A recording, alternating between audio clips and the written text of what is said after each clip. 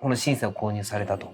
で当時ですね非常に高かったと。売ってないのはね$5000ぐらいですよ。360円ですから1ドル、はい、200万ぐらい。あ、そんなもんなんだ。初任給がまだ5万円とかそんな感じですよ。そうか物価が。YMO がさ、増田さんの音でヒットしたと。で富田先生は増田さんに何て言ったんでしたっけ？よくやったと。自分の音で作れたねって言ったんだよね。そうだね。でこれだとちょっとフィルターが開きすぎちゃってるんで閉じてきます。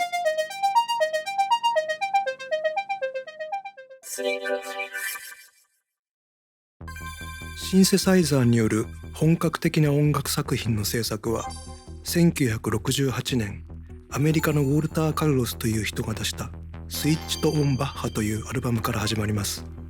だから2019年の今は51年目なんですよね。ウォルター・カルロスの作品はバッハの音楽をシンセサイザーにスイッチとオン、つまり置き換えて演奏するというそれだけのことだったんですけれど、その音色とアイデアが欧米で大ヒットし、なおかつグラミー賞を3つも取りました。その作品とニュースが日本に入ってきて、日本でも大きな評判を呼ぶようになります。そしてその次に出てくる日本人アーティストがとても大きな役割を果たします。その人の名前は富田勲さん。富田さんは1973年ドビュッシーの作品をシンセサイザーで演奏したアルバム「月の光」を発表し、1974年にアメリカでグラミー賞にノミネートされます。日本人がグラミー賞にノミネートされたのはこれが初めてですし、なおかつ日本人初のシンセサイザー音楽というものが世界に認められたのもこれが初めてでした。こうして勲富田はウォルター・カルロスと並んでシンセサイザーミュージックおよびエレクトロポップに大きな影響を与えていきます。また特に大事なことは、富田さんがこの月の光というアルバムを自宅のスタジオの中で全てを作り上げたということです。モーグ 3P など電子機器のプログラミングもアレンジも演奏もテープレコーダーへの録音もミックスダウンまでも全て一人で行いました。つまり月の光という作品は自宅で作ったボカロ曲をニコ動や YouTube にアップするのと全く同じことを今から46年前のインターネットも携帯電話もない時代に富田さんはやり遂げ、その結果アメリカで大ヒットしグラミー賞にノミネートされたということがとても大事なところなんです。富田勲さんの偉大な業績はその後も日本の中で面々と引き継がれ、5年後の1978年にイエローマジックオーケストラ、その後 YMO と呼ばれるバンドがデビューします。 YMO は2枚目のアルバムソリッドステートサバイバーでテクノポリス、ライディーンという永遠の名曲を発表し大きな話題となりました。また同時にファーストアルバムを出した直後からワールドツアーを2回行い、世界中で新しいダンスミュージックとして受け入れられていきます。主にヨーロッパの若いニューウェーブと呼ばれたミュージシャンたちから熱狂的な支持を受け、彼らとの親交によってより大きなバンドになっていきます。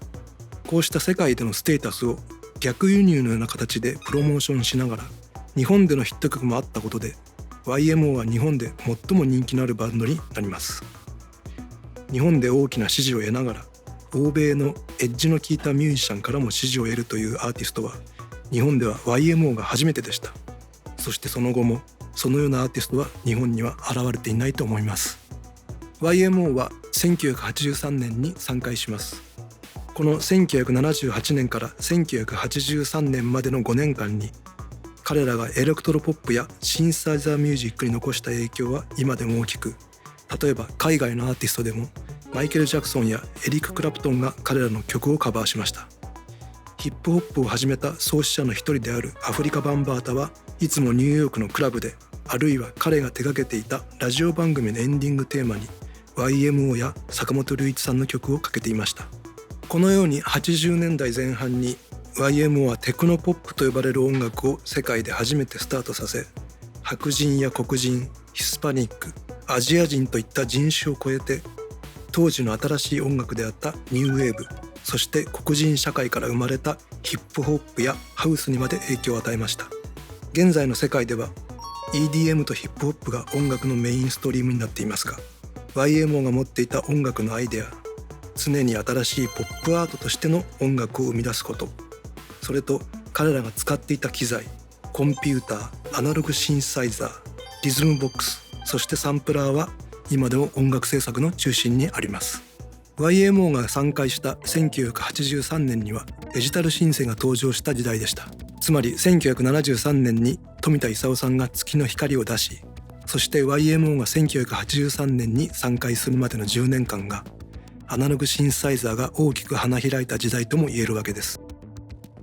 このシンセの大学ウェブでは2019年の今、もうあまり見ることのなくなった実機のヴィンテージシンセサイザーの構造と音色の作り方を有名曲のフレーズなどを交えながら分かりやすく勉強していきたいと思っています。登場する機材はモーグ 3C、アープオデッセイ、プロフェット5、オーバーハイム、フェアライト、DX7 などを考えています。講師には富田勲さんのアシスタントであり YMO のプログラマーを務めた松竹秀樹さんをはじめ、僕もサザンオールスターズや布袋寅泰さんで制作に参加した時の音色の作り方などをお話しします。また当時のシンセサイザー音楽を支えたプログラマーたち、あるいは今現在 J-POP のさまざまなシーンで活躍しているエレクトロポップの第一人者にヴィンテージシンセについて語っていただきます。最後に一つ大事なことをお話しさせてください。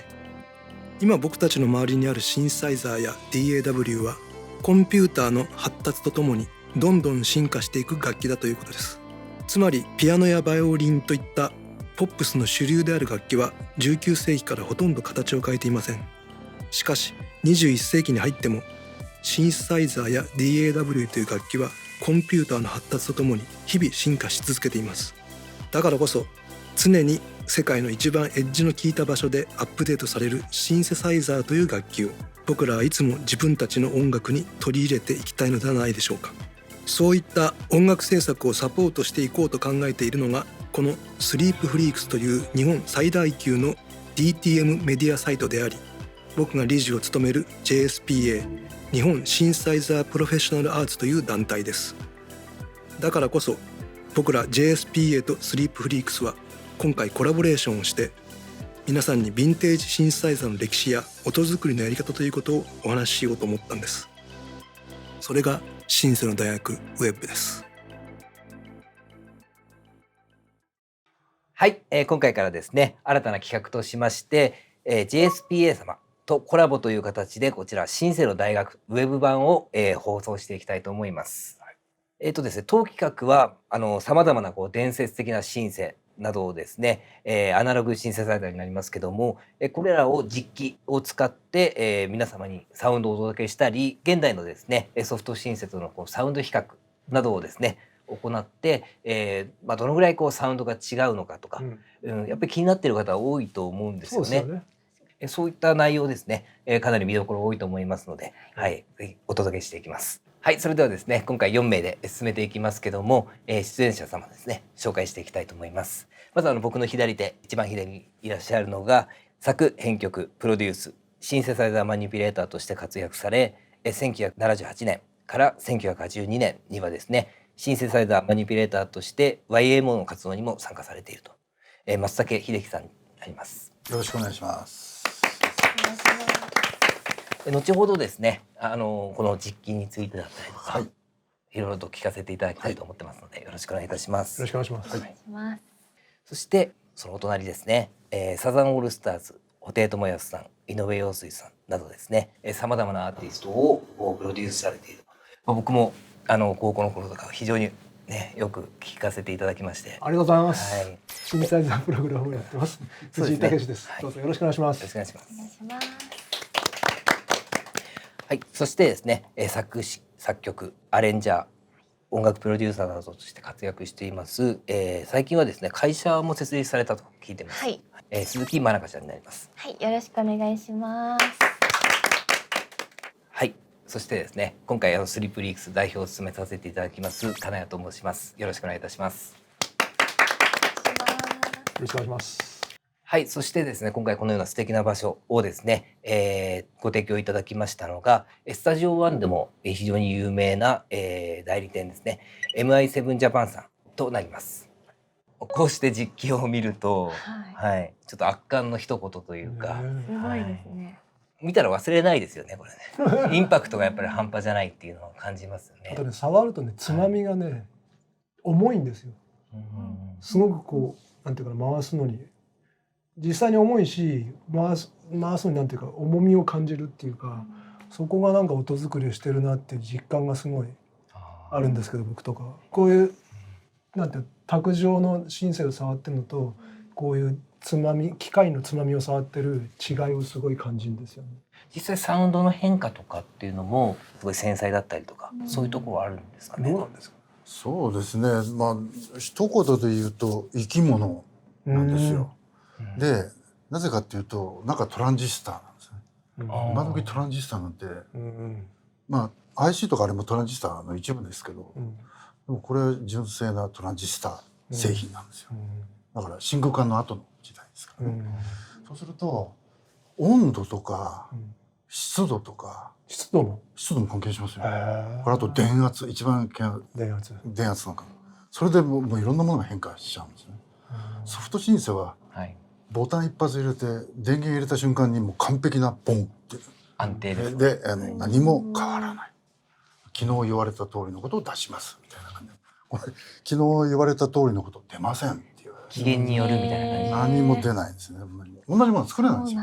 だからその場でいいなと思ったものは即録音して、もう何テイクも取っといて、まああの頃はねあんまりその多チャンネルのレコーダーなかったですから、トラックそんなないだからいいものを一つだけ残すっていうね。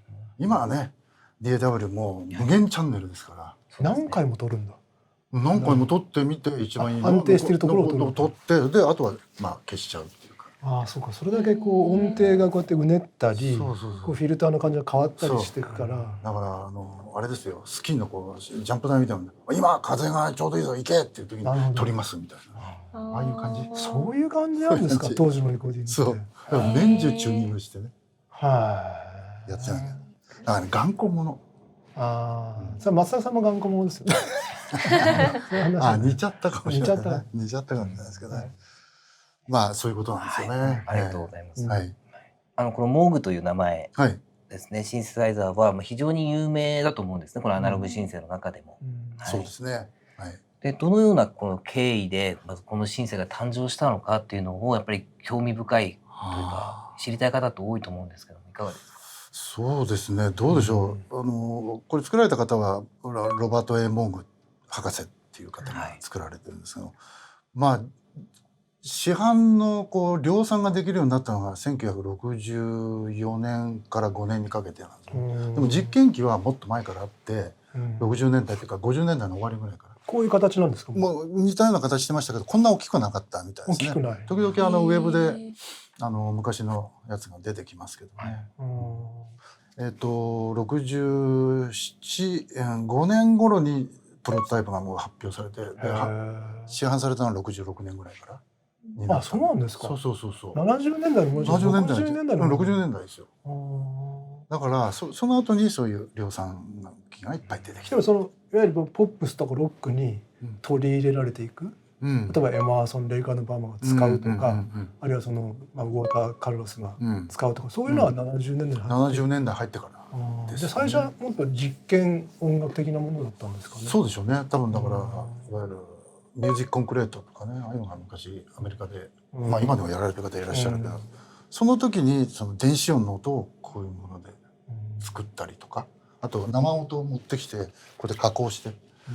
まあああいうものなんかやりましたけどね、生音この中入れて入れてね、変なことにしましたよ。オーディオインプットがあるんですよ。そう外部入力があるから。外部入力があるんですね。フィルターをかけられたりとかモジュレーションかけられたりとか。昔のシンセで外部入力って必ずありますよね。必ずありましたよね。最近の復刻版も結構外部入力できるようになってるんじゃないですか。そういうこうフィルターエンベロープ機能だけを使うみたいなのも多かったんですよね。そうですね。外から入れて。ギターにかけたりとかっていう。そう。ギターにかけたり声もパーカッションにかけたりとかね。だからビートルズなんかも結構使ってたんですよ。あ、そうだ。アビーロードとかああいうの聞くとシンセもいっぱい入ってるんですよ。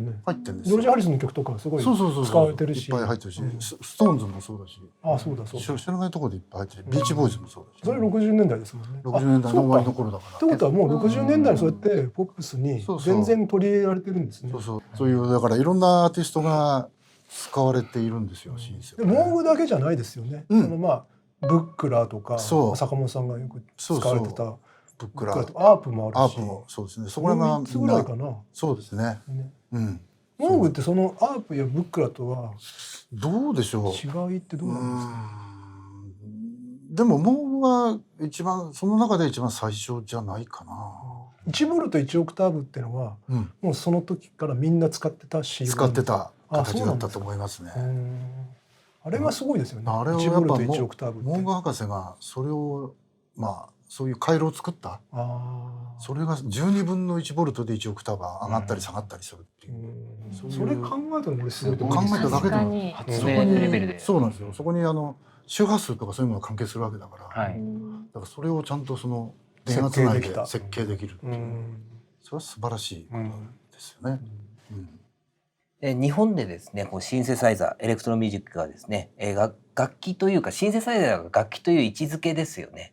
それをこう確立させたのはやっぱり YMO の功績が大きいんじゃないかなというふうに思うんですけども、この YMO は昨年ですかね、結成40周年になるということで結構話題にはなっていましたけども、1978年に YMO のマニピュレーターとしてその段階でこの実機モーグはお持ちだったんですか？ね、持ってました。購入したのが1972年なんですよ。はい。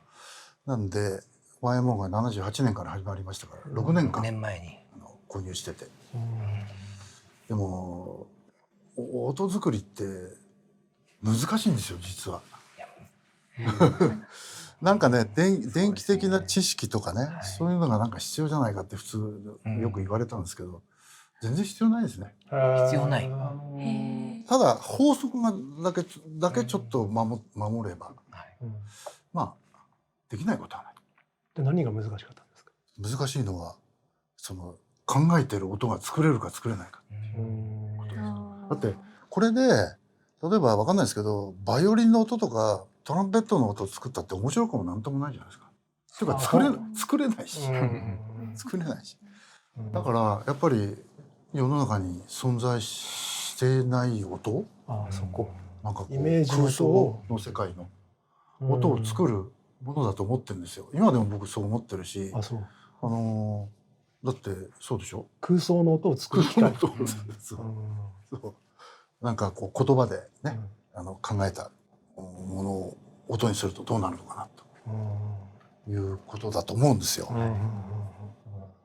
組み合わせは無限大にあるっていうね、考え方ですね。見た目もそうですけども、サウンドをこうお聞きになった時の印象というか衝撃があったと思うんですよ。そうではなくておそらくこれ変えないと思うんですよね。どのような感想？きっかけだ。きっかけはね万博なんですよ。万博っても1970年の万博です。70年大阪で。あの時に僕は月の石それを見たくて行ったら6時間も並ぶとんでもないことなんです。それは見れたんですよ。10秒ぐらいね。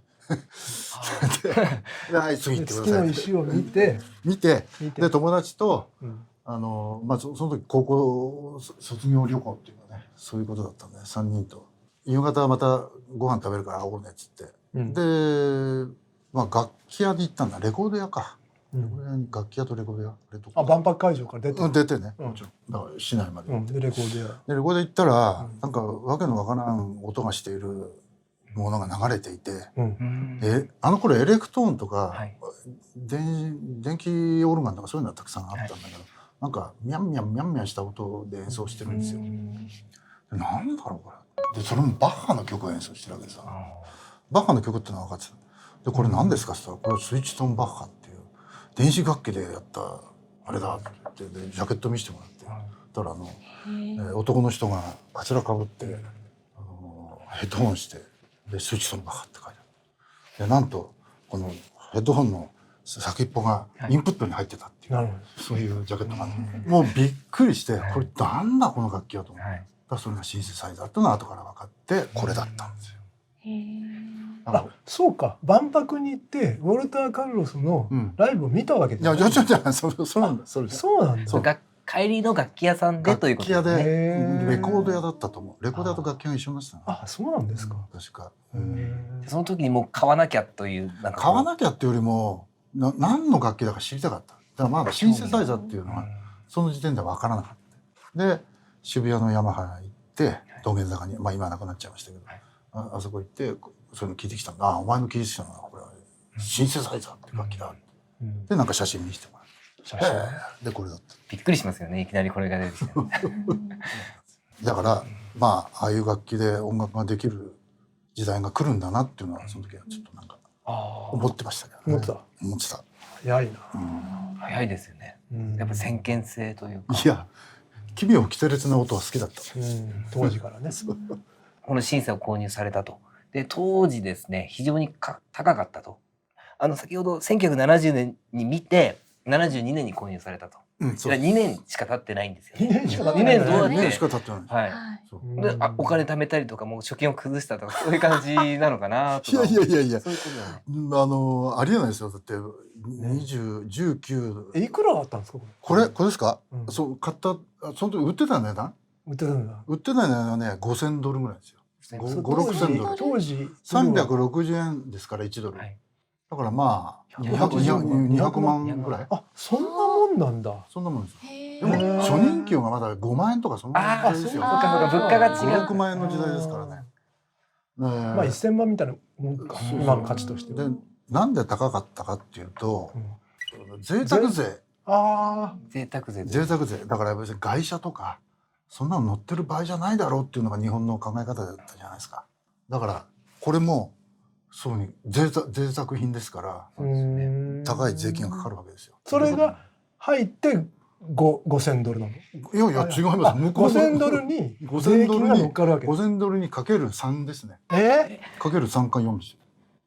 本当ですよ。だから200万ぐらいのが800万とか1000万ぐらいになっちゃうんです。そうだから税金300%ってこと？まあそうですね。そうですよね。今の時代あるんだ。すごい。ありえないそんなの。そうなんですよ。聞いたことがなかったですね。すごい。そんな関税で守られてるんだ国って。そうだから日本のまあわかんないですけど、まあこういうシンセサイザーあの時代は作ってなかったですけども、まあ電子楽器を作ってるメーカーを助けるっていうことで高い税金かけたんじゃないですか。でもそれをもちろん購入され自腹でというのは変です。自腹じゃないんですけどね。まあ本当にたまたままあ言葉は変ですけどパトロンスポンサーですよね。スポンサー、パトロンじゃない、スポンサーがいて、で君にも富田先生と同じ機械を買ってあげるから、これで稼いできなさいとすごいいう人がいましてね。その方が買っていただいて。そうか。税金3倍ですか。3倍。全部で4倍の値段になっちゃう。4倍。じゃあまあ今の値段物価で言うとまあ4、5倍だから、まあなんだ3000万から4000万ぐらいの価値っていうかね。そうですね。今じゃね。わかりませんけど。やっぱり高いですね。噂通りというか伝説通りですよ。いや当時はそうですね。楽器でそんな値段なんてありえない。まあバイオリンとかねそういうそうですね。まあそうだったら別だけど、という時代でした。富田先生は輸入された時にはこれを楽器と認められなかったじゃないですか。で空港に止められて。何になったんですか。何扱いになったんですか。秘密情報をなんかやる送信機じゃないかっていう。でも見えますよね。何も知らないで見た時に。そうじゃないと。楽器として説明するのにたくさんレコードを取り寄せて、でまあこういうレコード出てるって言って証明したんだよね。松竹さんの時はもうその富田先生の前例があるからそれがあったからね。通るんだ。そういうもんなの。一個前例があれば大丈夫なんだ。富田先生怒ってましたよ。税関に止まったじゃないですか。そこ保管料払えって言われて。そう。止められてる間は倉庫代払わなきゃいけない。倉庫代払わなきゃいけないから。どのぐらい止められるんですかでも。1週間ぐらい止まってた。10日間ぐらいかな。でそれを調べなきゃいけないから。すごいよね。すごいですね。ものすごい怒ってましたよ。それは怒るよね。なんで払わなきゃいけないんだ。いやでもすごい面白いお話をね。いやいや。もちろん購入された時は今みたいにマニュアルが丁寧に用意されてるとかそういうのはなかったんじゃないかなと予想しているんですけども、そのあたりどうだったんですか。なかったです。はっきり言って、はっきり言って取扱説明書は注意事項のなんかこんな書いた紙だけはありましたけど、電圧はなんかこうにしなさいとかまあ持ち運びはもちろんなんかそんなことが書いてあって、あとついてきたものはね回路図オシレーターとかフィルターの回路図、回路図がもう何十ページにわたってあるんですよ。でこんなもん俺らもらってどうすんだよ。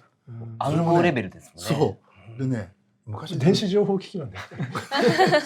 で青写真みたいになってるの。青い色してるの。あ、そうなの。その青写真だ。青写真なのかな。青い色してた。これでペラペラななんか紙なんですよ。だからついてきたのは本当それだけ。図面だね。で、音作りのことなんて一切なし。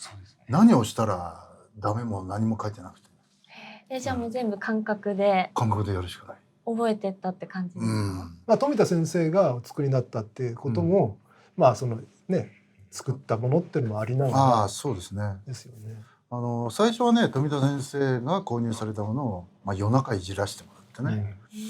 だけど先生がその CM とかで作った音あるじゃないですか。そうね、僕が行くとね全部崩してあって、でつまみも全部ゼロに戻してるんですよ。これは何ですか？盗ませないっていう感じですか？盗ませないんじゃなくて、僕の音と同じ音作ってもしょうがないだろう。そんなものは自分の音作んなきゃダメだ。それでさ、かっこいい YMO がさ大ヒットするじゃない。はい。で、正井さんの音でヒットしたと。で富田先生は正井さんに何て言ったんでしたっけ？よくやった。嬉しい。自分の音で作れたねって言ったんだよね。そうだね。いいお話ですそれがね。すごい俺正井さんに聞いても感動したんだけど、そう絶対自分の音はこうちゃんと盗ませないっていうんじゃなくて自分で考えなさいってことだと思うんですけど、それでちゃんと正井さん自分で考えた音を作っていって、それがYMO というバンドと出会って、バンドと出会ってっていうかねYMO の音を作り上げていって一緒に、でそして大ヒットした時に富田さんは我がことのように喜んでくれたっていう話がすごく嬉しかったですね、本当ね。いい話ですよ。でもちょっと話ずれちゃうんだけど、そのモーグ博士はこの楽器からどういう音が出るっていうのは全然予想してないらしいんですよ。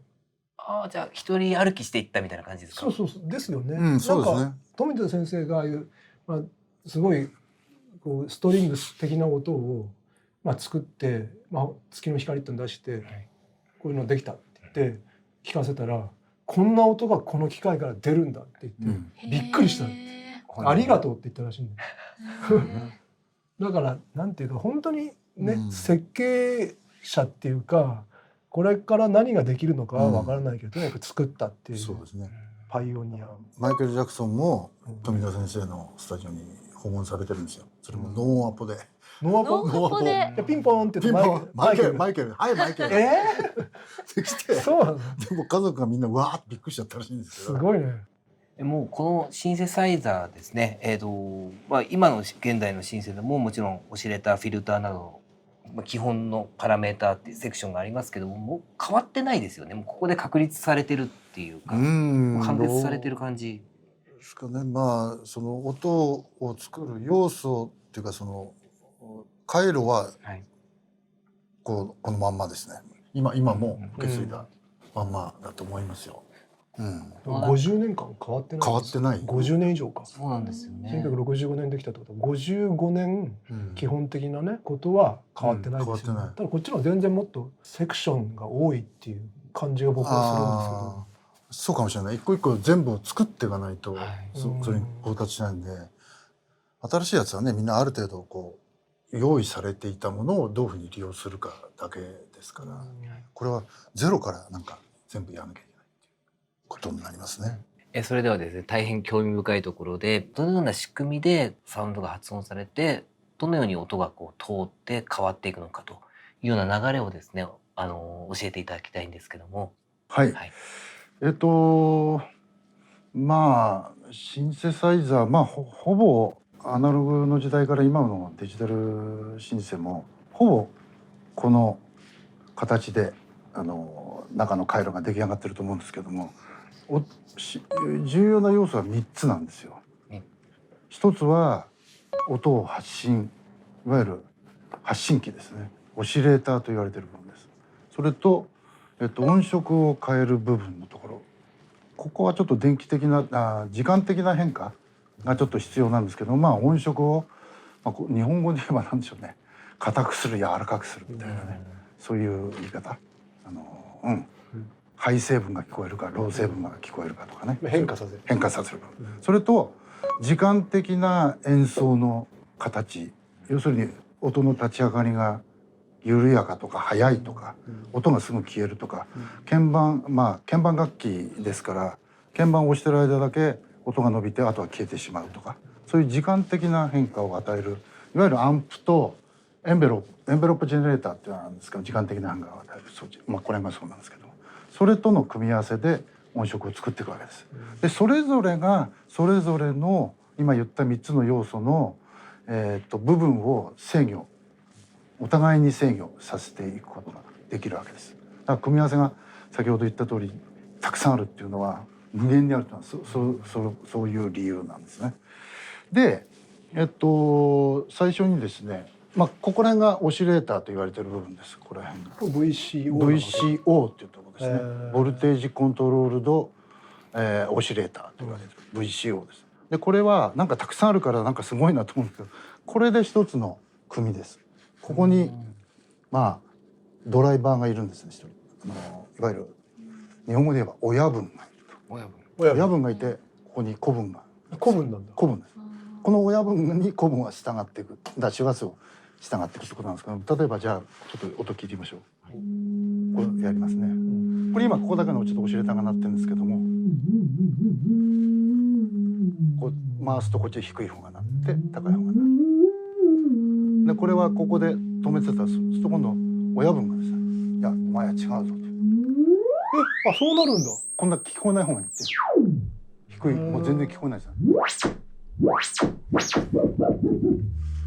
という、ものをこのオシレータードライバーがやって、通常のオシレーター3つがそれに従っていくということになるわけです。オシレーター3つで1つのモジュールなんですか？そうです。これで1つのモジュール。オシレーター一つ一つはもちろん独立してますよ。独立してて。でもボルテージコントロールはこの人が司ってんで、へ1つ入れるとこの3つが動いていくと。でその中にこれ三位波です。三位波ですね。柔らかい音してますね。でだんだん音がきつくなるんですけど、三角波。別なんだ。三角波。刺すところで変える。そうです。それからノコギリ波ですね。だんだん音がきつくなってきますね。それはいっぺんに2つ出せるんですか？2つやると出ますけど。そこまでできるんだ。やるとできますよ。もちろん。だからこれ1、2、3、4、4つありますから12個いっぺんに。4つってさっき3つまでしか説明してない。ごめんなさい。三角。これあれですね、ノコギリ波ですね。ノコギリだ。からパルス。パルスがでパルスはこの四角い波形してるんで、四角い波形をしてるんで、その幅を変えることができます。ここで変える。飛行機が飛んでるみたいな。本当だ。これパルスウィズスモジュレーション。そうです。その通りです。そうです。だからこういう機能は今でも多分ね、ここにはモーグ1ありますけど、これも同じですよね。ありますね。でも波形4つが同時に出せるんですね。4つ波形同時に出せます。そうなんだ。これ今ちょっとチューニングが狂ってるかもしれないですけど、ちょっと出す。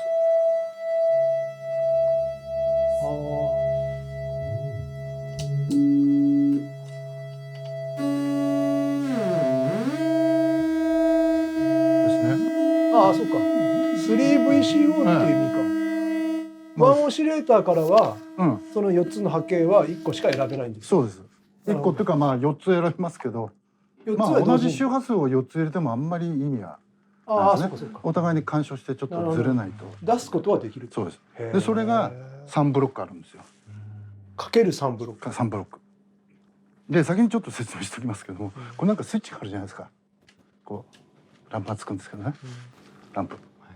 これね、実はこれは1のグループだから1番のですよ。でここは2のグループ2。でこれは3のグループ3。これちょっと今つながってない。と1、2、3の3台キーボードを裏からつなげれば3人が同時に演奏することができるんですよ。モノシンセを3台そういうこと。使うってこともできる。そういうことです。だからこの人ベースやって、なんかこの人がちょっとわかんないシークエンスのカッカッカッカッカッカッで最後はメロディー弾くとか、そんなことができたんですね。だからそういった意味ではこのモーグのこのモジュラーって非常に画期的だ、道具です。画期的だったんですよ。そういうふうに使ったんですよね。まあ僕の場合はあんまりそういう使い方はあんまりしませんでしたけど。じゃあ今のスイッチをうんグループ2にするとうんアウトが変わっていくってことなんですか？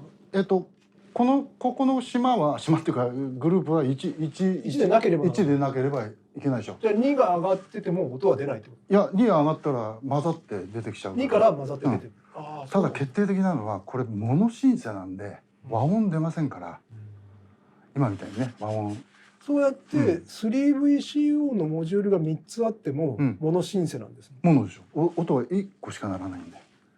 はい。3VCO のモジュールが3つあってもモノシンセなんです。モノシンセですね。わだからバラバラな演奏者が必要だっていうこと。バラバラに演奏すればうんそれぞれ違うそう同時発音もできる。だから3ボイスってことミディで言えば1チャンネル2チャンネル3チャンネルがいるっていうそういうってことは3ボイスでもあるわけ。 3ボイスだけど和音を出すキーボードがないんでこの当時は当時はねつなげれば3人こうやっていけばそういうことでもコンピューターで指示を出せばうん3ボイスは出る。だから YM はそれやったんですよ。そうなんだ。ステージでそういうふうにやってるんですよ。ここでシークエンス鳴らしてここでベースのなんかやってでもう一個なんかパーカッションやったとか。じゃあモノフォニックシンサイザーって呼ばれてるけど 3C は、うん 3C っていうぐらいで3ボイスのシンサイザーまあそうかもしれないですね言い方としてはね。でちょっとやっと今分かった話戻りますけどここがオシレーターその発信器ですね。一つの要素になってる。で2個目の要素がですねフィルターと言われてる部分なんです。それはそこ。ここら辺までがそうなんですけどね。これあとここにももう一個同じようなのがあるんですけどで今ちょっと分かりやすいようにフィルターのモーグの独特な特性のフィルターその前に一つご質問というか、うんいいですか、どうぞ。今のソフトで扱ってる方っていうのはこの線を指すことの意味というか、はい、あそうですよねそうなんですよ。あだからそうですね。それからいこう。オシレーターは発信してますからアウトプットがあるわけですよ。まあどれもみんなアウトプットあるんですけどもアウトプットをどこへ指すかだからつまりインプットにインプットさせたって音は鳴らないですよね。アウトからインプットにさせないと音は鳴らない。これはもう電気的なその知識の基本ですよね。電池がねプラスからマイナスに流れていくのと同じでプラスとプラスやっても電気が発生しませんから、よく電池の逆さまにさせちゃっていかない、あれと同じですいや多分例えばここにモーグ1があるじゃないですか。これってもうこれ要するに線が刺さってる状態なわけですよね。そう僕が今やってるみたいなことがもうすでにこの中で決定されてるんですよ。ここにオシレーターがあってこうやってフィルターに行ってVCA に行くってことがこれ流れが決まってるんですけど、それを全部一個ずつこうやってつないでその線でつないでいかなきゃいけない。そういうことです。なんでそんなことにしたんですかね。まあその方が面白いからじゃないですか。やっぱそこが設計者なんですよね。モーグ博士は。もうやっぱりそこで偶発的な音ができることを予測して多分そういうふうにしたんじゃないかなというふうには思いますけどね。だからちょっと余談ですけどキース・エマーソンの 3C があんなバカでかかったっていう理由知ってます？知らないです。あれね下にねメモリー機能が8個の音をあの時代に記憶させてたんですよ。ああ 3P だから。いやそれ関係なくあれも 3C なんですよ。あれも 3C なんだ。下にあの時代に8つの電気的な記憶回路を備わってたんですよ。津波の位置を電気的に記憶させてた。そんなことできる？だからあれライブ行って瞬発的に音バンバン変わるじゃないですか。初め僕どうやってんのかなと思って。この話は今の世代の人には伝わんないだろうな。エマーソン・レイク&パーマンプログラムそうされた防具の申請があったっていうことで、ちょっとこれは YouTube かなんかでナイフがガーン刺さるやつなんかありますからこれは関連動画としてくっつけていくしかないですね。ということですいません話が。で2番目の要素がよろしいですか？線を線を刺すことによって関連づけるってことですよね。そうそうそうれぞれのセクションを必ず、出口から入り口につないで出口から入り口につないでいくっていうそういうことですね。で、2番目の要素はフィルターです。ここに並んでますけどもこれが、フィクストフィルターバンクっていう、一定の周波数のところだけを持ち上げるもの、それからハイパスフィルター、これは今の新製今たくさん登場してきますね。それからローパスフィルターですね。これもローパスはシンセサイザーの命ですよ、音作り。それとここにカップラーっていうのなんですけどもハイパスとローパスをつなぎ合わせていわゆるだから真ん中の周波数だけを持ち上げるとか真ん中の周波数だけを切るとかそれがこうやって動くとかバンドパスみたいな。バンドパスですね。ノッチとか。そうその通りです。その通りです。今名前がそこになってます。この時代にもそれがあったんですね。今よくフィルター動かして、うんこうなんていうか EDM とか DJ って使うじゃないですか。あれってそれあなんですか？これですね。カプラーなんだ。カプラーなんですよ。だからこうガーッつって高い成分だけローが切れていっちゃってまたガーッとこう一緒に戻すでしょ。あれってもうすでにそこにある。この時代にありましたもん。でじゃあちょっとこの例をとってですねこのローパスハイパスっていうのもなんか一時ほとんどなかったですよね。必ずローパスローパスしかなかったかな。しかなかったような感じになってましたね。震災のアープがハイパスがついてるのかな。マッシブとかもハイパスついてるんですけど。それでこれ今ここの周波数のところ全部絞ってんと何も音出ないんですけども。オシレーターからフィルターはどこで？今ちょっとオシレーター使ってないんで今こっから分かりやすいようにここにノイズがあるんですよ。ランダムシグナルジェネレーター、いわゆるホワイトノイズピンクノイズってやつなんですけどこれをちょっと入れてみます。でノイズは、いわゆる過長周波数のほとんどの帯域の音を鳴っているんですね。でちょっと聞いてみましょう。例えば一番人間って我々が一番するところこういう音ですよね。いい音。なんか昨日の雨みたいな感じですけどね。で例えば違う周波数上げてみます。風の音みたいな、もっと下上げてみましょう。嵐になってる。嵐になってる。もっと低い方。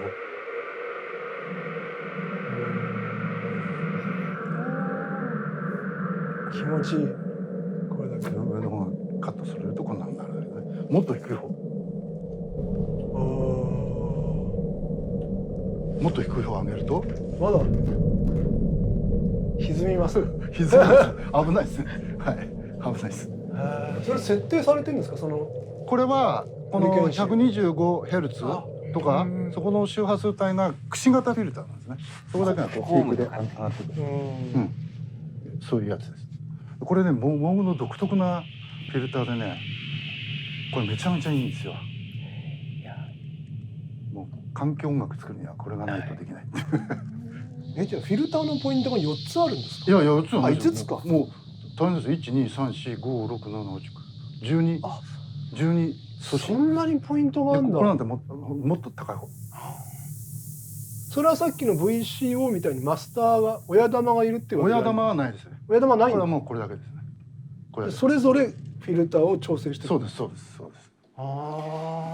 でこういうフィルターがある。それと EQ に近いね。そうですよね。EQ ですよね。それと今と同じすごいな。同じノイズをじゃあ今度ローパスに入れてみましょう。ローパスに入れました。さっきと似たような音が出るんですけども決定的に違うのがピークが作れるんですね。さっきみたいな低いきましたね。でピークを作るとレゾナンス。レゾナンス上げてくるとそこで持ち上げてくる。これがローパスフィルター。ローパスフィルター。ローパスフィルターはさっきのハイパスのようにたくさんのポイントがない。さっきのハイパスじゃないんですけど、さっきのはいわゆるフィクストフィルターバンクってやつなんですよ。でハイパス今聞いてみましょう。ハイパスはどうなるかっていうと、ローパスはローをパスですよ。ローをパスだからハイカットフィルターですね。逆言うと、ハイカット。こっちは今度逆ですね。ロー上げると高い方が切れていっちゃうんですね。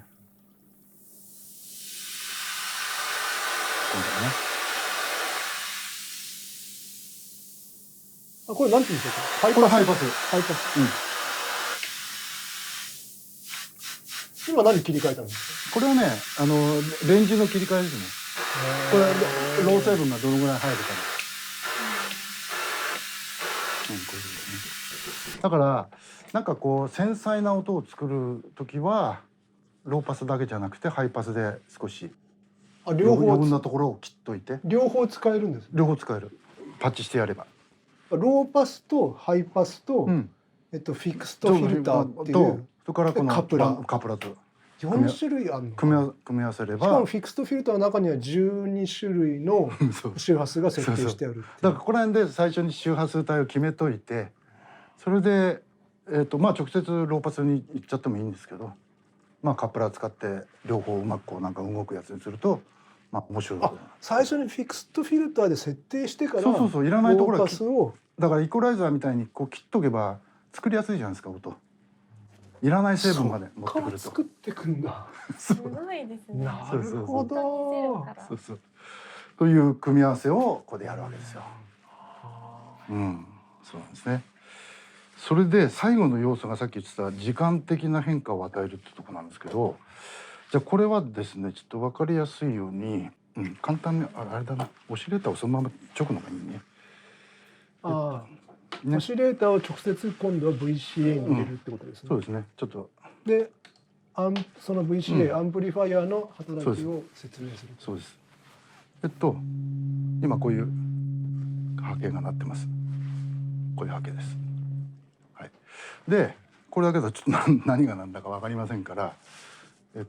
ちょっとシークエンサーを使ってやりましょう。シークエンサー、ここにアナログシークエンサーがあるんですけども、ちょっとシークエンサーの話するとすごい長くなっちゃうんで、これちょっと走らせます。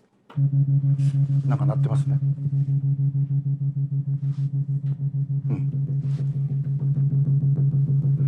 もっと高い音でやりますかね。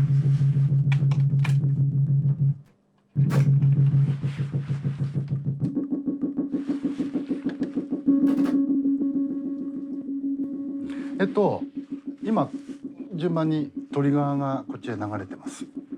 でここの VCA に入ってます。でここのエンベロープジェネレーターでそれが動いています。つまりこれを全部切ってしまうとパチパチ言ってるだけですね。だと何の音だかよく分かりません。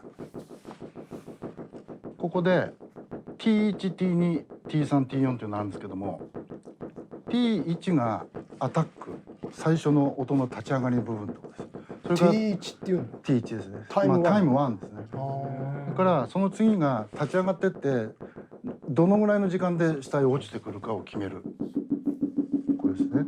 それ T2 っていうんですか。T2 ですね。いわゆるディケイですね。ディケイです。そうです。T2 っていうの。ディケイです。これが縮めていけば早く消えていっちゃうからパツパツパツパツやるだけになりますね。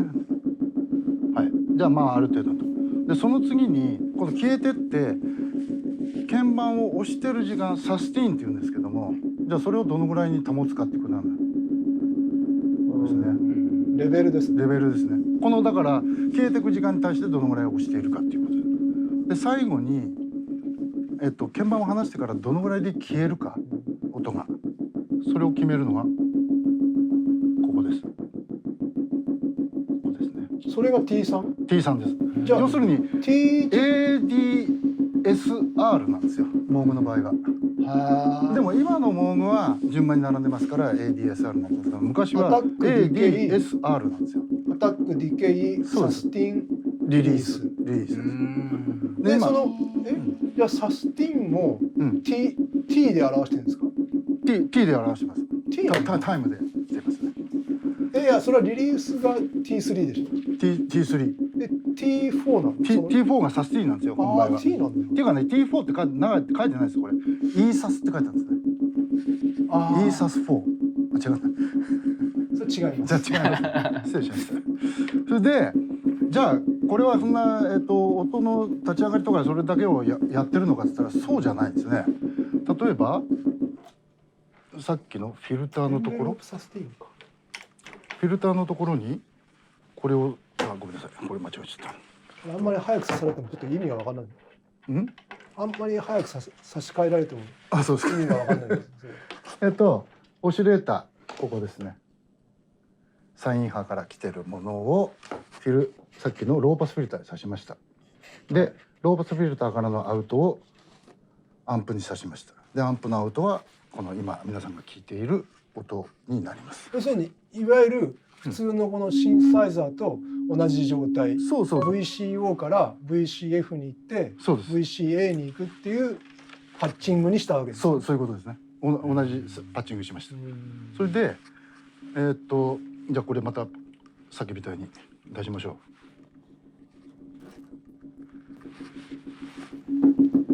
こんなのになってますね。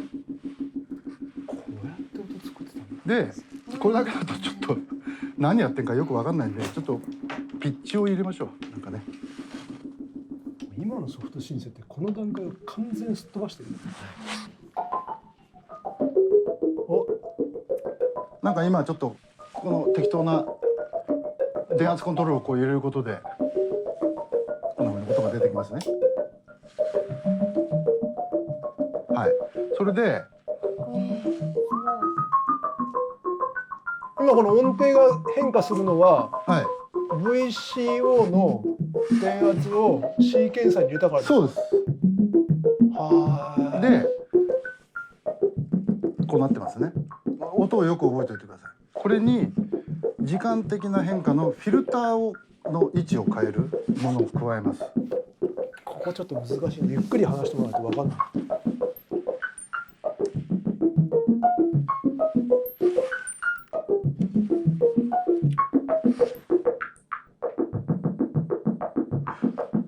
これは今フィルターの開く位置を変えている。僕が動かすんじゃなくて、動かすんじゃなくてこれを変えることで変わってくるんですね。これまた閉じるとさっきと同じようにパチパチ言ってるだけですね。それは VC フィルターのエンベロープを変えてるってことですよね。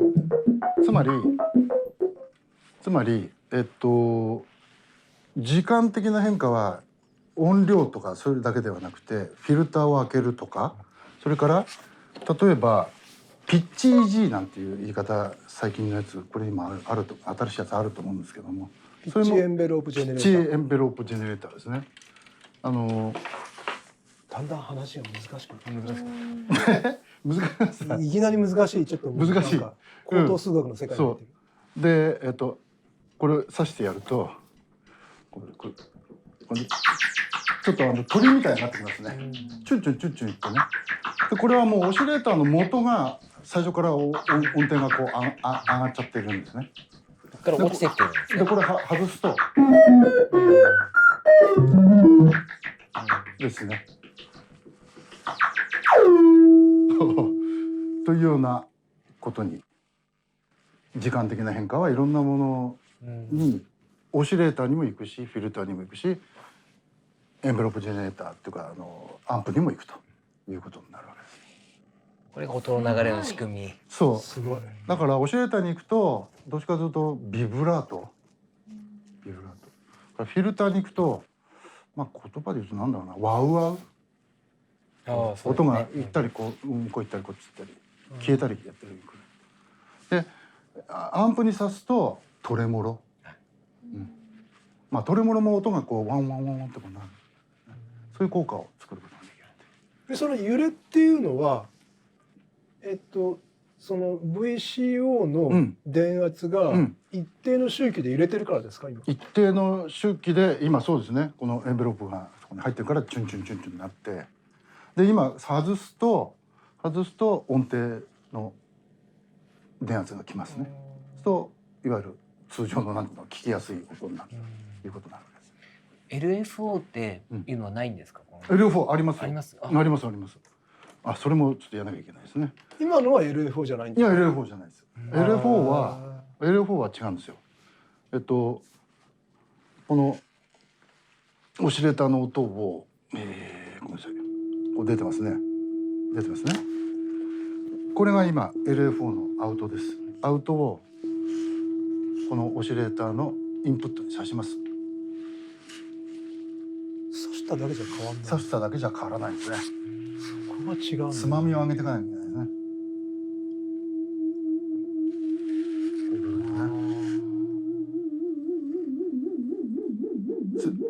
デプスを上げるとこうなりますね。でモーグのすごいのはですね、通常のシンセの LFO ってまあ言ってもどのぐらいだろう、5とか10ヘルツぐらいまでしか上がんないのかな。まあこれもぐらいまでいくのあるかもしれない。これ実はオーディオまでいっちゃうんですよ。ああ、そんな早くなる。これなんと完全なモジュレーションになっちゃう。それ LFO なの？これ裏。あうん、このぐらい。あ。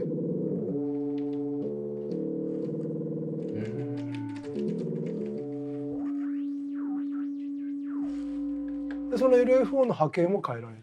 あれも変えられる。例えば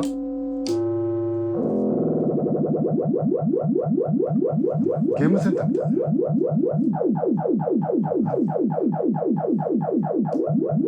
これはどっちかというとソートゥースノコギリハズのこういうふうに上がってるんです。ゆっくり上がってる。今度は上から下がってくるやつ。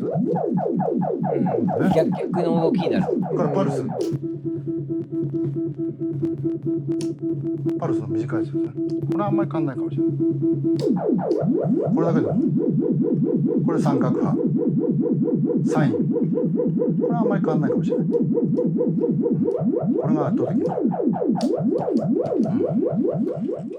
ていうような時間的変化を与えることができると。だからこの組み合わせをうまく使ってやればまあ無限に音が作れるのかなというふうに思っているわけです。なるほど。はい。ありがとうございます。はい。刺す順番で。刺す順番、例えばオシレーターから先にアンプに行ってそれからフィルターに通したと。あとね、そんなには変わんないですけども、やっぱりオシレーター、フィルター、アンプってつないだ方が音の扱いは簡単かもしれないですね。あと音がやっぱり圧巻ですよね。存在感というか。残留ノイズが結構いるんですよ。やっぱり音出してなくても、もうそれが鳴った瞬間に一緒に相乗効果で来るんで、だから太さにつながるというか。そう、よくなんかモーグの音って太いねとか言ってるのは、それが多分理由なのかなという、ね。残留ノイズが。でもこれはもうないからね。はい、もう楽しさじゃないから、思いますよ。でも波形と時間変化っていうのが基本なんですね。そうです。それが基本ですよ。はあ、そっからか。そうですね。確かに。本当にそっからですかって感じですね。この機械。波形と時間変化とフィルターだ。そうですね。それが音っていうものの基本だっていう考え方なんですね。だからさっきみたいなそのモジュレーションがかかった時の音ってやってみなきゃ分かんないじゃないですか。で倍音が聞こえてくるんですよ。そのいい時で止めるっていうか作業をやめて止めて録音するっていう決断、それが難しい。さっき音が良かったのよっつったらどうやったっけみたいなね。忘れちゃうとかあるんですか？昨日の音が忘れちゃいますよ。だから昔はね書きました。やっぱりちゃんとノートに書いて、この音はこの風にして作ったとかね。固有の音がないんだよね。そうなりますよね。俺坂本さんにシンセサイザーなんで使うんですかって聞いたことあるんですか。すごいこと聞く。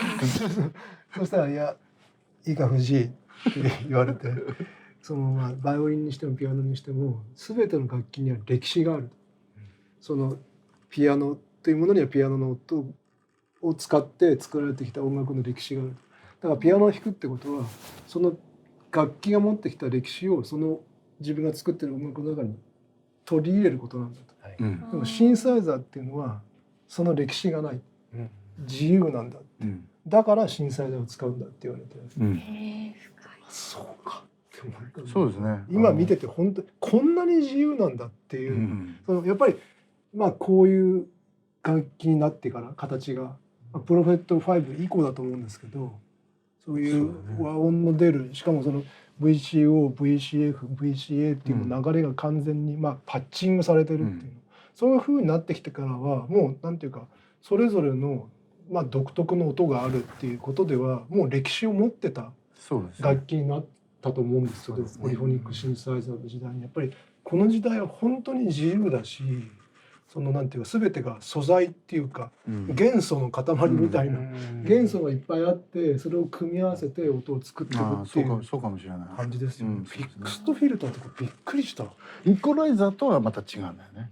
違うんですか。イコライザーとは違う。やっぱりイコライザーあんな急激にこんな音が、まあてか発想が違いますよね。全部イコライザーってイコールにするだけだからそうイコールそう。イコールライザーだから、うんあるマイクとあるマイクの音をイコールにするために間に挟んで、まあ EQ イコールにするっていう、うん補正みたいな意味です。そうなんですよ。そう。昔はねいろんなスタジオに同じマイクはないからそうイコールにしていくっていうものが必要でイコーライザーって言われたんだけど、そうだねそうやって考えるとやっぱり違う、うんその周波数帯域っていう考え方は一緒だけど、んやっぱ違うもんなんですよね。まあ僕ら串型って言ってるけどね。串の刃みたいな。あ今でもソフトシンセの中にはコームフィルターってあコンビフィルターそう、はいコンビフィルター。コームフィルターあれですね。はいどっちかっていうとそれです。もう聞いたことがない用語たくさんありましたよ。はいそう確かにね。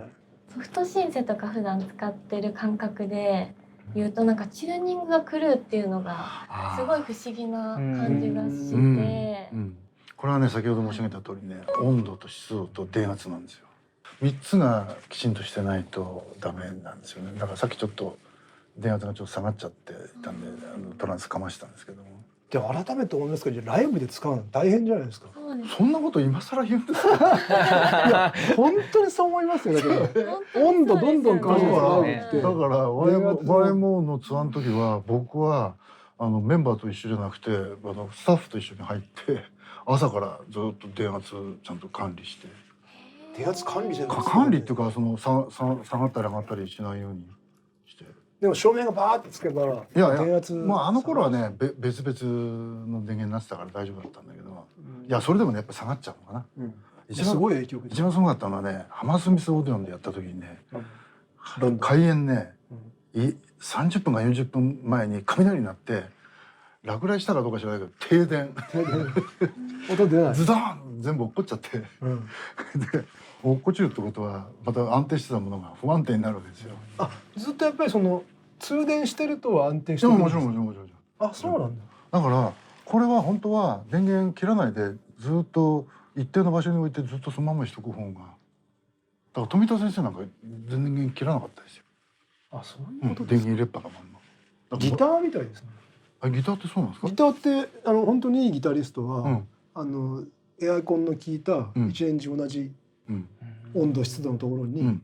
全部出しておいてで一音大体みんな一音下げてチューニングをで吊るしとくのがやっぱり一番状態保つのがいいっていうじゃないですか。やっぱシンセもそうかもしれないですね。そういう意味では楽器だね。はい。まあ完全にかもしれないね。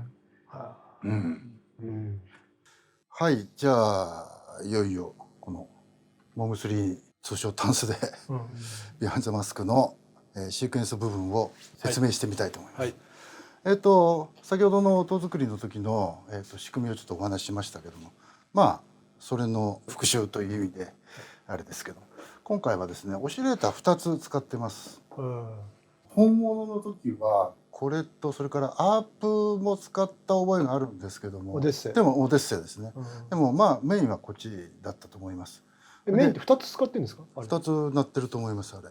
2 2つ鳴ってたと思うんですね。それでオシレーターじゃあ何使ったかっていうと、あれどっちかっていうとちょっと音が強めの音も鳴ってるんですけども、僕の記憶だとこの三角波を使ったというふうに記憶してます。で三角波の音どういう音してるか、こんなような音ですね。さっき言ったように相当通すると音が強くなっちゃうんです。これだとちょっと強い音になっちゃうんで柔らかめの音ですね。で2つオシレーター使ってます。で1つはこういうこれチューニングしてあるんですけども、この音ともう一つ来るんですけども、ちょっとずれたディチューンがかかった、ここまでいっちゃうとちょっとあんまりなんで、コーラス効果がある。コーラス効果が来るやつぐらいですね。このぐらいですね。でこれにビブラートをちょっと入れたいなと思ってるんで、これかかりすぎですな。アラートみたいになっちゃいました。さっきのちょっとずれたのにまた違う波がかかったように複雑にこうずれるやつ、こんな感じかな。このぐらいをかけといて、ちょっとデプスも下げてみましょう。このぐらいかな。こんな感じですね。はい、こんな感じです。これが元の波形の音です。じゃあちょっと音色を作りたいので、ちょっとシーケンスを走らせてくれますか。はい。これだとちょっともう音が出っ放しですね。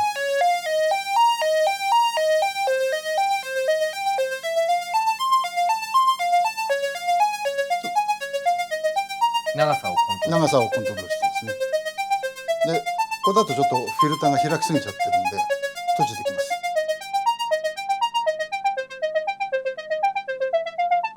高い成分が今なくなってきました。で音の長さをこの ADSR で決めます。アンプのエンベロープですね。アンプのエンベロープですね。アタックはちょっとゆっくりめ、早くしちゃうと。これはどういうイメージで作ってるんですか。どういうイメージですかね。このテケテケテケテケテケっていう音程に対して、どういう音がいいんだろうなって松田さんは思って天使が待っている。マジで天使の秘密。違うか。いやなんか後ろでバックで鳴るんだから、やっぱ不思議な音の方がいいじゃないですか。なんか幻想的な感じ。幻想的な、そうですね。待っているような。そうだったかどうか教授に聞いてないと分かんないですけど、それにフィルターにやっぱ時間的な変化を加えたいので、もう一つエンベロープを別にここから音を出してます。これですね。これです。でそれをこのフィルターにかかってるんです。それをどうしてるかというと、ちょっとフィルターを閉じ気味にしといて、そうすると柔らかい感じがもうちょっと開いてる感じですね。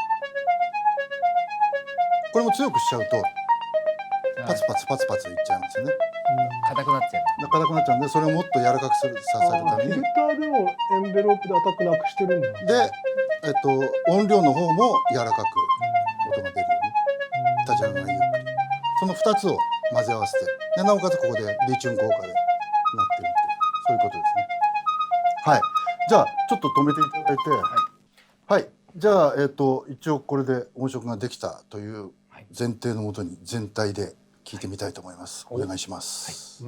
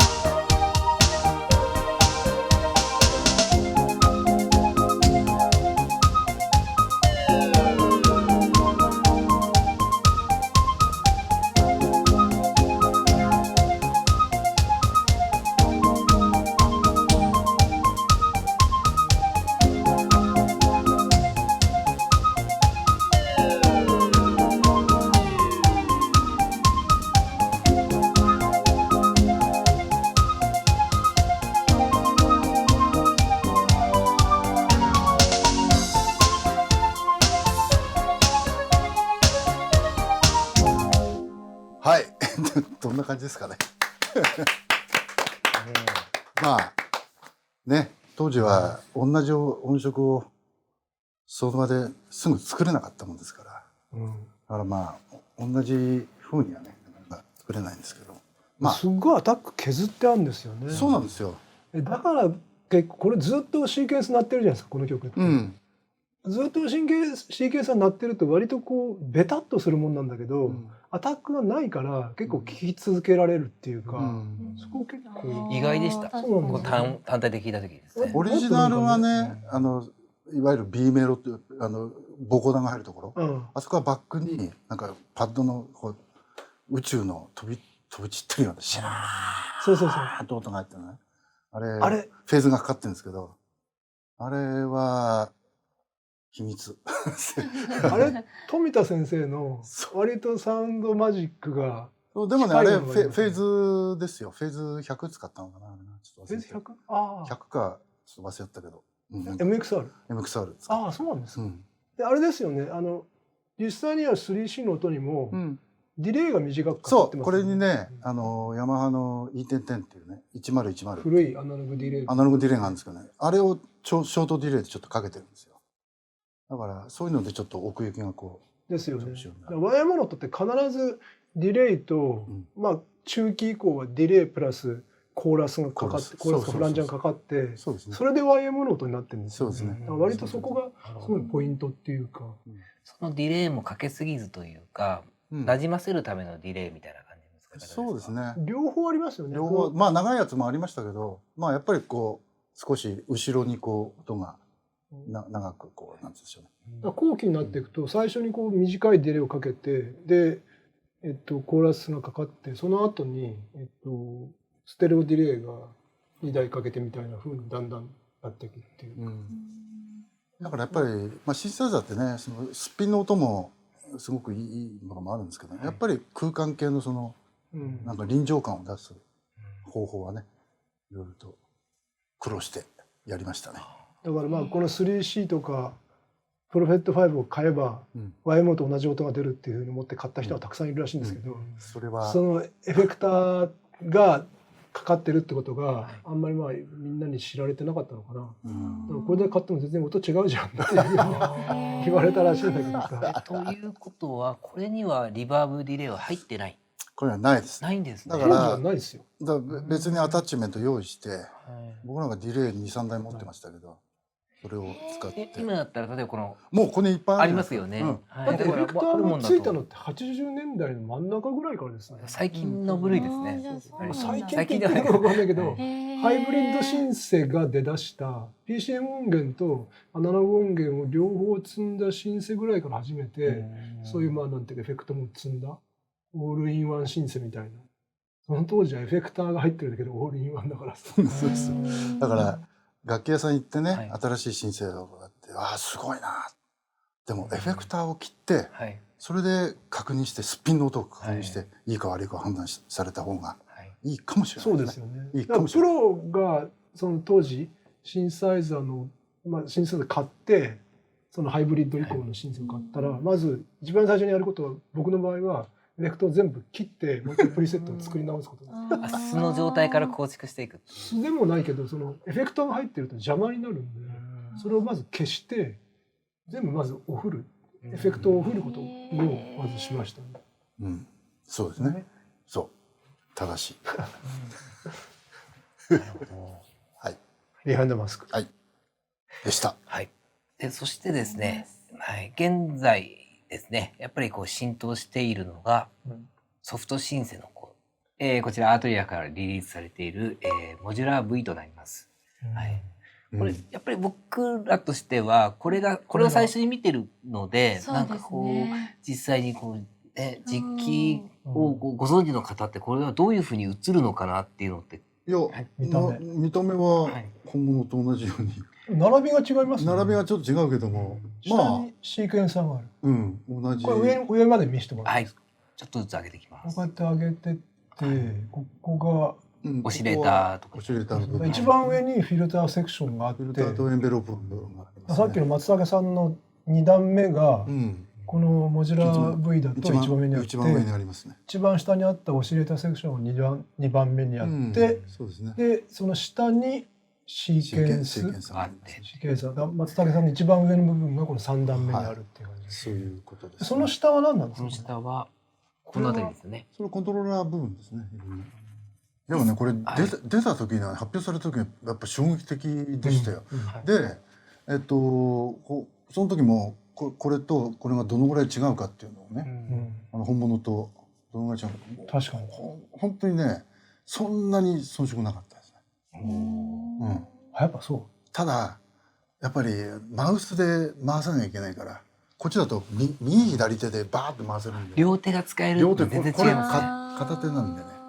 それはもうこういう鍵盤型のあれでもそうですよ。こうやっていじれるじゃないですか。はいそうそれがやっぱり1個だけでマウスで作るっていうのはすごい作業効率が悪いんですよね。まあねなんかそれをこうアサインして使うとこだけできるコントローラー売ってますけど、言ってるけどでもこうやってこう触ってグイッてできないじゃないですか。それねねピッて回せないからやっぱりこうギュッてやんなきゃいけないんでこの肉体的な感覚がすごい違うんですよね。まあそういうところさえねちょっと我慢すれば。このサウンドデザインも行われたということだったんですけど、一番最初に聞いた時の印象としては、かなりよくできてるなという。そうですねいろいろとね改良点も加わってきてこのモジュラー V も、はい、素晴らしいソフト申請の一つですよね本当にね。今ねもういろんな各社がねソフト申請作られていますんでね、まあ、この一番最初に登場したこのモグモジュラ V はですね、まあその中でもやっぱびっくりしたよね、これが出てきて。そうなんかいきなりねなんていうかまあね PC のCPU の処理速度が速くなったからやっぱりいろんなことがねできるようになってきたんでねますますいろんなものをね出してもらいたいなと思いますね。パソコンの中にこのモジュラー申請がバンって現れた時のびっくりした。これとアークの2600 2600です。びっくりしたよね。最近はブックラーとかね出てきてますけどね。出てきたよね。ぜひいいものを続けて作ってください。あと利便性といった意味ではやはり再現性ですよね。サウンドの要はプリセットとして保存しておけばすぐ切り替わるという。何しろね温度も湿度も電圧も関係ないんですよね。ね。まあ停電になっても使えますね。電池でできるでしょ。電池でね。そうです。バッテリーで駆動しますね。やっぱりねハマースミソーデオンでも大丈夫。雷落ちても大丈夫。温めなくてもいいみたいな。はい。そしてですね、今回こちら、先ほどちょっとお話ししましたけども、コルグさんからお借りしてきましたモーグワン。でこれがやっぱりもう細部にわたってこだわっているという感じで完全にこの中の回路はアナログが使われている。しかも木ですからね。そうです。そしてこの鍵盤のところがおしゃれじゃないですか。少しこう光沢がない。本当だ。マットっぽくなって。だって鍵盤がいいんですよね。これ多分あれでしょう。手が滑らないようにしてるんじゃないですか。あと鍵盤のアクションがすごくいいんですよね。反応が。これね、なんとか鍵盤っていうのは。オルガンタッチでもないし、ピアノタッチでもない、すごいいいアクションで。最近このタッチの鍵盤増えてきてる。高級感ありますよ。あとね、このつまみがね。そうそうそう。大きいのはちょっと別なんだけど、これね、オリジナルと同じものがついてるんですよ。かなりこだわり。だからやっぱりモーグ社としてはそういうこだわりがあるんでしょうね。やっぱりモーグのつまみはこれなんだってことですよね。まあそうでしょう。こういうあとそうですね。これですか。そうですね。これもそうですね。レンジ切り替えのオシレタのところについてるんですけど。オシレタの上から2番目のやつと同じだ。同じですね。これがモーグのつまみそしてスイッチなんだっていうことなんですよね。なんかメカって感じがするじゃないですか。何でしたっけ、さっき松田さん言った軍事用のね、なんかスイッチなんですよ。これね。みんな。まあ頃は多分そういう軍事用の機材しか残ってないっていうか開発した頃60年代の。だから多分やっぱそういうの使ったんでしょうね。ミリタリースペックって言うじゃないですか。こういう精密機械の中でもミリタリースペックのものって一番レベルが高いものなんですよ。軍事用に使われる。やっぱりそういうものを使って割と軍事的な精密度の精度の高い、まあその中のものも含めて、そういうものを使って作るっていうことが割とまあモーグさんのそうでしょうね。コンセプトの一つだったのかまあもしれないですね。そうかもしれないですね。つまみが一緒。木。そうですね。その通りですね。で基本的にはあれらこうたくさんある中をこう中に凝縮じゃないですけども機能をコンパクトにまとめている。で、さらにもちろんプリセット保存なんかもできますし、左の押し入れた部分ですか、カメラ映ってみますかね。波形がこう現在の波形の形がディスプレイにされたりとか、はい、こういったところとかその波形の幅を変えることがモーフィングに近いものもできるよっていったところが、やっぱり現代とこう組み合わさって面白いなっていう。まあこんなにつまみがいっぱいついてるシンセって久しぶりだよね。そうですね。ハードシンセでつまみがこんな。まあ少しずつ増えてきてね、でもここまで行くのは久しぶりなんじゃないですか。かっこいいですよね、単純に。あとフィルターとかこだわりがあるという感じなんですけど、今パッと数えてこれつまみ70個ぐらいあるもんね。そうか。すごいな。で先ほどちょっとお話ししてたエフェクトなんかも装備されてて、ここでオンオフのような切り替えができると。で中入って調整したいなと思ったらこっち三角形押すとこの中でディスプレイが中央にあるんでそこからコントロールできるみたいな感じなんですね。スイッチが赤なのもあれとまあ一緒だし、すごくやっぱりディスプレイをモーグの伝統のディスプレイにするっていうのは考えてるんですね。確かにそうかもしれないですね。アサインなんかもよくできてて、例えば先ほど松竹さんがこうパッチケーブルを使って LFO をこうピッチに割り当てるなんかやっていただきましたけども、一番左奥がですね LFO で1になってると思うんですね。はい。その中に、右下のボタンにディストっていうボタン、これディスティネーションの略だと思うんですけども、ここを一度押してみていただいていいですか。現在こんな音で押していただいて何か割り当てたいものを動かしていただくんですよ。例えばどうしましょうか。ピッチじゃあこれいいんですか、動かしちゃって。そうですね。解除もできるんで簡単に。そうですか。オシレーター1のフリーケンシーなんかっていかがですか。どうするんですか。もう押したからもうフリケンシー触る。そう触っていただくだけなんですよ。でそれが LFO1 番なので、それでこのフリケンシーを触るとアサインされる。聞きますかね。なるほど。こんな感じで要は操作性も直感的に作られてますみたいな感じ。なるほど。はい。実際にじゃあこの順番で聞いてみましょうか。今、こちらソフト申請まず単体で鳴らしてみますのでご確認ください。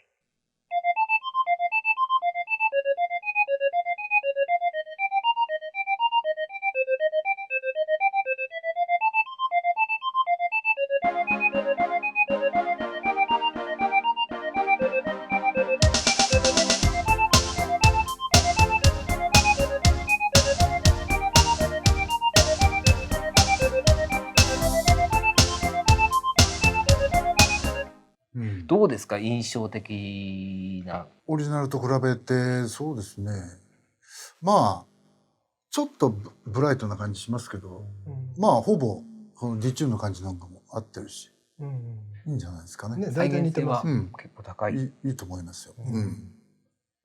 こちらソフト申請聞いていただきましたんで、はい、ちょっと戻りましてこちらモーグ1いきます。モーグ1。はい。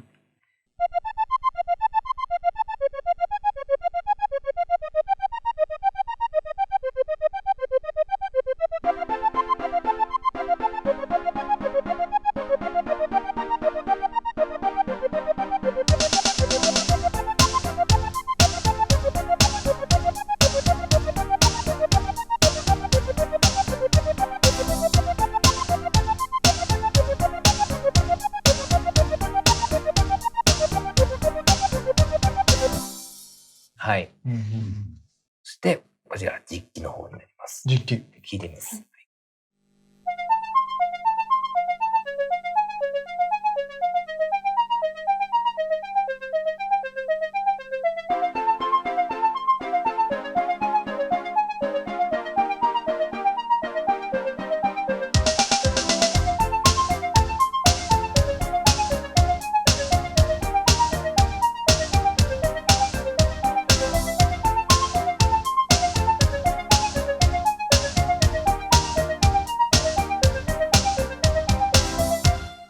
いう感じですね。はい。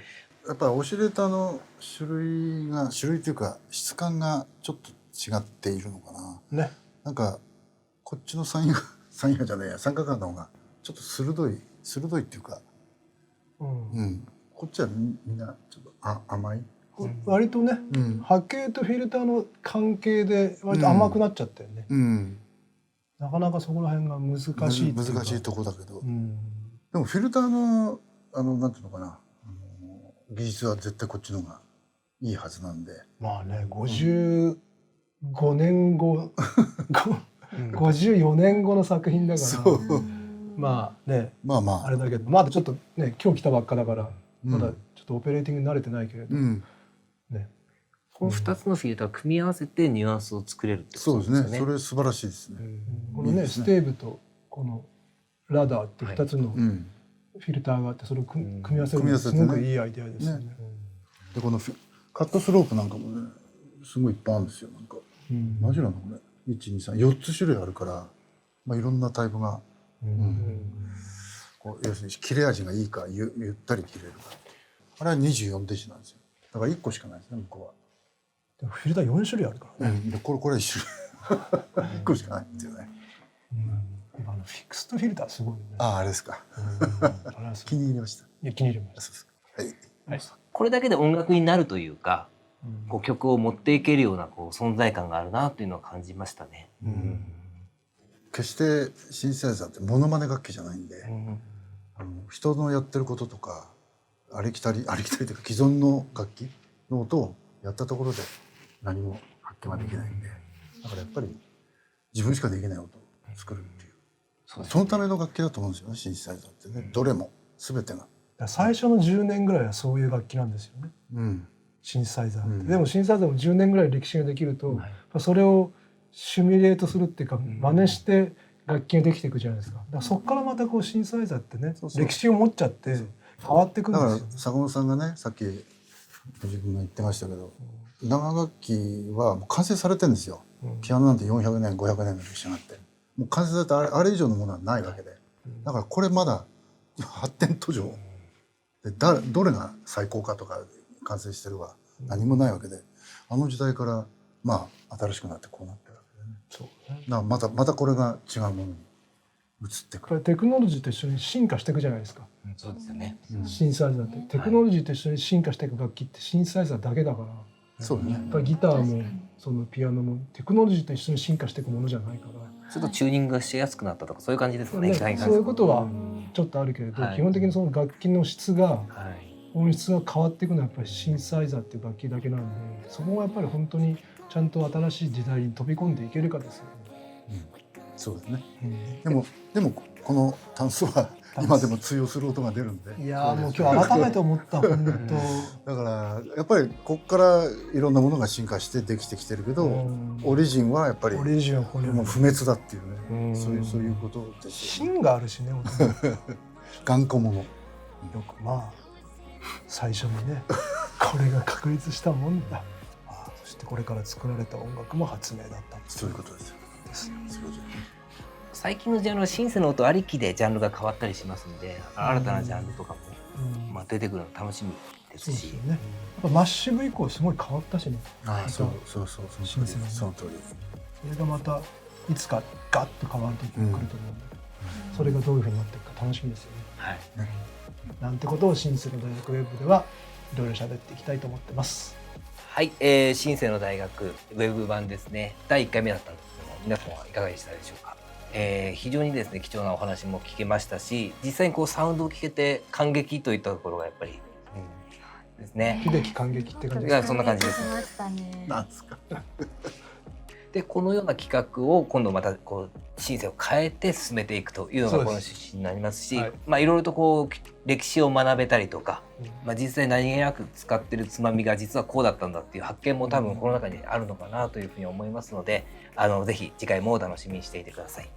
はい、そしてそうですね、今回最後になるんですけども、このプレゼントを用意しておりまして、第1回目ですね記念してということでこちらですね。じゃあ藤井さんからちょっとこのプレゼントの内容をはい。お願いします。今日ビハインドマスクを松竹さんに、いろいろ再現していただいたんですけど、そのイエローマジックオーケストラについて書いたこの本、僕が書いた YMO の音楽を、5冊皆さんに、プレゼントします。詳しいことは、金井さんの方からご説明してください。この動画の概要欄もしくは弊社記事ですね、そこに、応募フォーム設置しておきます。でコメントなんかも記載できるようにしておきますので、何か気づいたことご要望なんかがありましたらぜひお伝えください。はい、といった形で第1回目松崎秀樹さんにお越しいただきました。本当にありがとうございました。それでは皆さん、新世の大学ウェブをこれからもお楽しみに。